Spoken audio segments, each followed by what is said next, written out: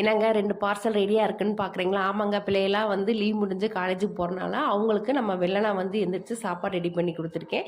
என்ன சாப்பாடுன்னு பார்த்தீங்கன்னா, வெஜிடபிள் பிரியாணி தான் பண்ணியிருக்கேன். பீன்ஸு, கேரட் இருக்கிற காய வச்சு தான் போட்டு நான் வெஜிடபிள் பிரியாணி பண்ணியிருக்கேன். அந்த பாக்ஸில், அந்த அலுமினியம் பாக்ஸில் சூடாக எதுக்கு போடணும், கொஞ்சம் வாழை இலை வச்சு போட்டால் அந்த ஃப்ளேவர் நல்லா இருக்கும்ல அப்படின்னு சொல்லிட்டு தான் நான் அந்த வாழை இலை வந்து வச்சு தான் அந்த ரெடி பண்ணியிருக்கேன். எங்கள் பாப்பா வந்து காலையில் வெஜிடபிள் பிரியாணின்னு எங்கள் பாப்பா எதுக்கு எனக்கு டிஃபன்லாம் வேண்டாம், வெஜிடபிள் பிரியாணி தானே, நீங்கள் 2 நேரமே எனக்கு வெஜிடபிள் பிரியாணியே கொடுத்துருங்க அப்படின்னு சொல்லிடுச்சு. சரி, அந்த பிள்ளை ஆசைக்கு தகுந்தாப்பே நான் ரெடி பண்ணி கொடுத்தாச்சு.